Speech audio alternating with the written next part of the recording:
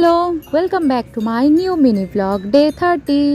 কেমন আছো বলো তোমরা সবাই? অনেক দিন পর একটা মিনি ব্লগ তোমাদের সাথে শেয়ার করতে চলে আসলাম। এখন আর সকালবেলা ছাদে উঠি না, এতটা ঠান্ডা থাকে, ঠান্ডা ঠান্ডা হাওয়া দেয়, যার জন্য একটু বেলা করে উঠি, ওই 11টা সাড়ে 11টার দিকে উঠি। আর উঠে এই টাইমটা খুব সুন্দর রোদ পড়ে সামনের জায়গাটাতে, ওইখানেই বুবুনদেরকে নিয়ে বসে থাকি। আর এই যে ইনাকে আমি বাস্কেটের মধ্যেই রাখি, এনাকে বের করি না, কেননা কামড় খাওয়ার ইচ্ছে নেই আমার।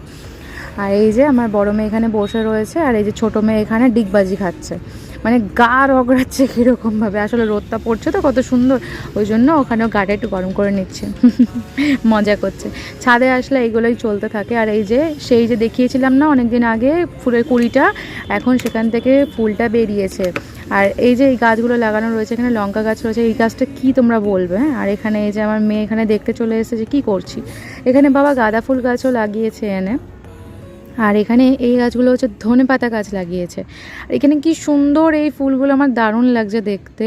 আর সেই যে গাছগুলো দেখিয়েছিলাম তোমাদেরকে, সেই গাছগুলো কত বড় বড় হয়ে গেছে এখন। তাহলে আজকের মিনি ব্লগটা এটুকুই থাকলো। ভালো লাগলে লাইক কমেন্ট শেয়ার করো। দেখা হচ্ছে নেক্সট ব্লগে।